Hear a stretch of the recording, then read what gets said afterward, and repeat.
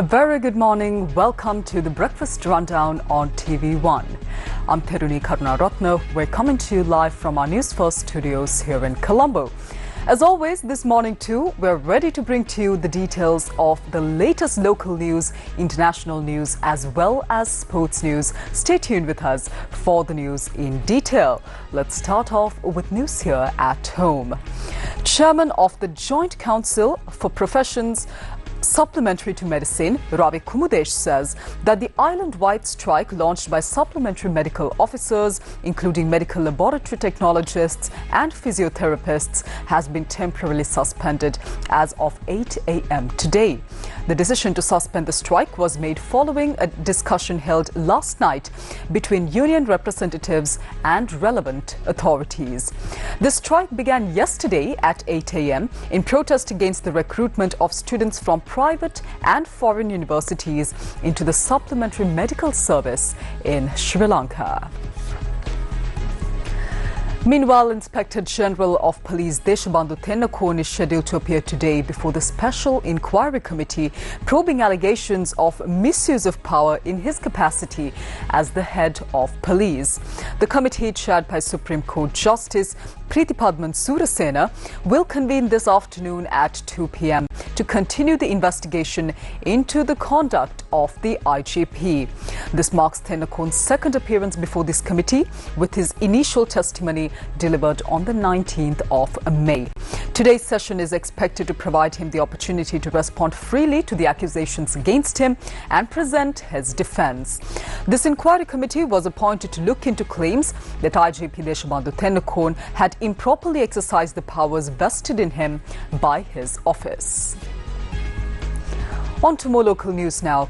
The Ministry of Public Security has announced the launch of an investigation into the alleged issuance of illegal foreign travel passports in the recent times. Minister Ananda Vijaypala stated that the Criminal Investigation Department will be handling the probe, which is based on information suggesting that various individuals may have received foreign travel documents through unauthorized or unlawful methods. According to the preliminary findings of these investigations, passports may have been issued in violation of the standard procedures, raising serious concerns about the misuse as well as potential abuse of the immigration system of Sri Lanka. Now, the most recent case that was linked to such an investigation involves the reported issuance of a forged passport to an organized criminal who goes by the name of Kehalbhadra Padme, who is currently residing overseas. Authorities believe that a fake passport was issued and provided to him through illicit channels. In connection with this incident, 3 individuals have been taken into custody so far, and this includes an assistant controller of immigration and emigration who is suspected to have played a key role in facilitating this particular fraudulent activity. The National Election Commission of Sri Lanka, meanwhile, has announced that legal action will be launched against candidates who failed to submit their campaign income and expenditure reports related to the recent local government elections. According to the Commission, the deadline for submitting these reports expired at midnight yesterday. The Commission further stated that individuals who did not comply with this requirement will be reported to Sri Lanka Police for further investigations and action to be launched.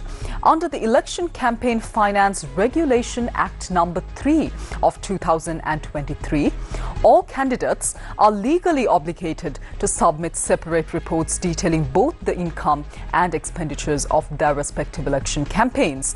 The Election Commission also reminded through prior notifications to all political parties and independent group secretaries, instructing them to ensure that their candidates adhere to these legal requirements.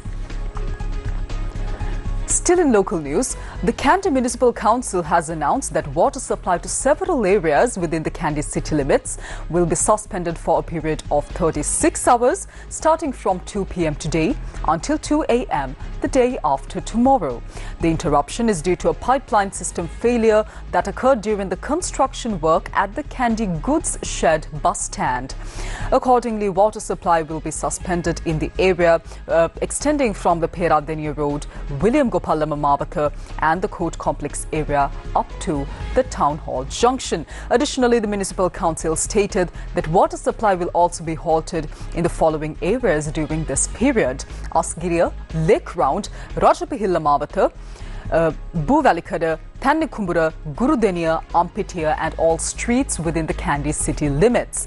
The Candi Municipal Council has advised residents in the affected areas to take the necessary measures and make necessary arrangements in advance to manage during this water cut period.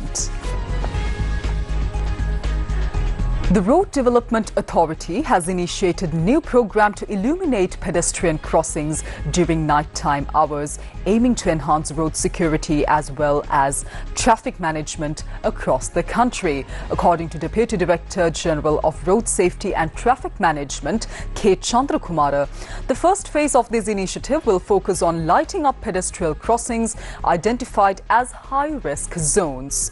He stated that solar panels will be used to power these lighting systems, ensuring both sustainability and efficiency in the project's implementation.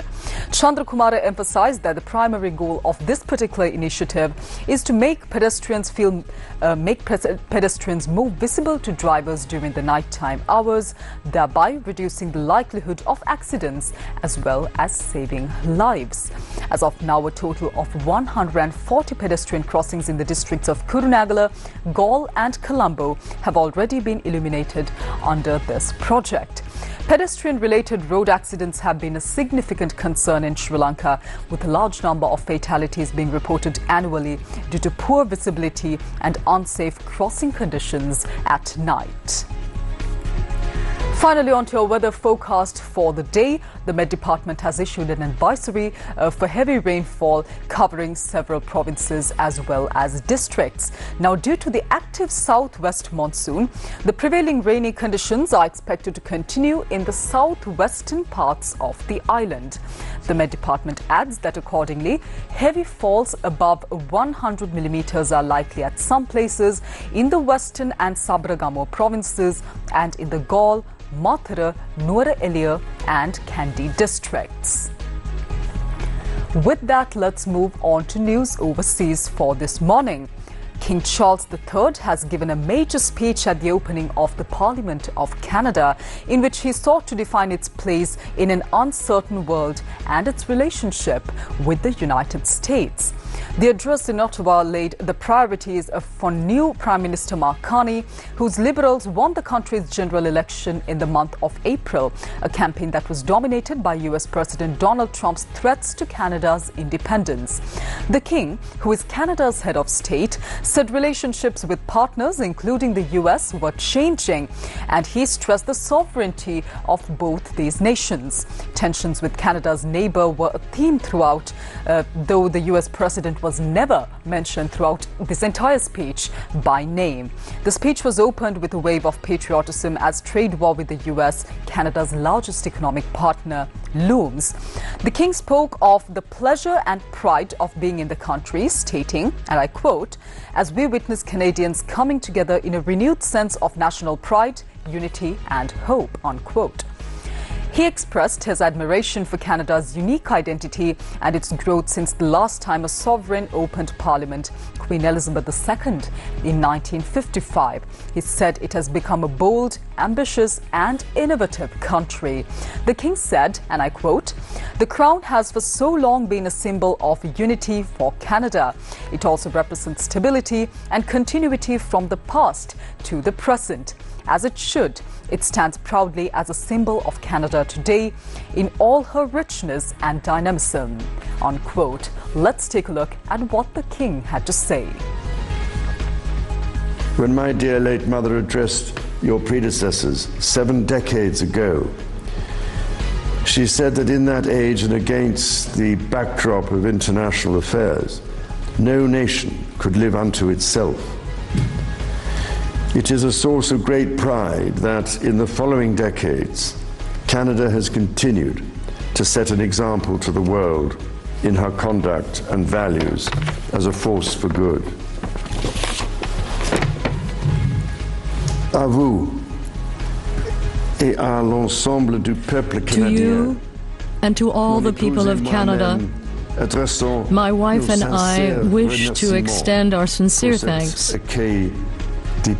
for this, the warmest of welcomes. As the anthem reminds us, the true North is indeed strong and free.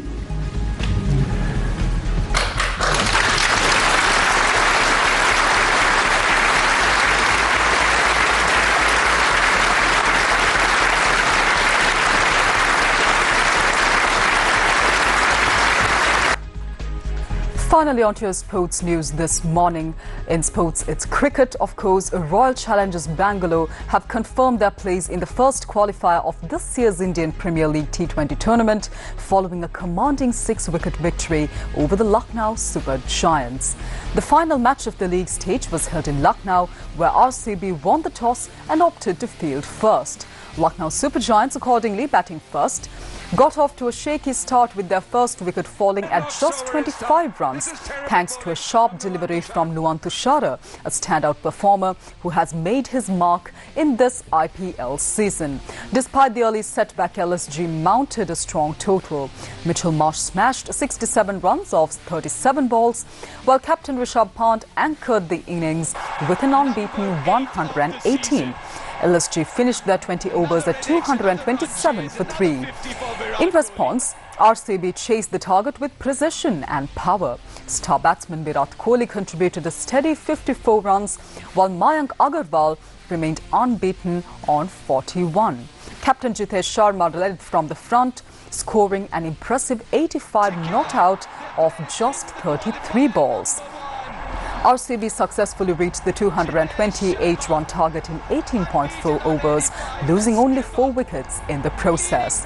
This win not only secured a playoff berth for RCB, but also showcased their explosive batting strength and growing momentum as they head into the crucial knockout stage of IPL 2025. And that's a wrap of this morning's edition of the Breakfast Rundown on TV1.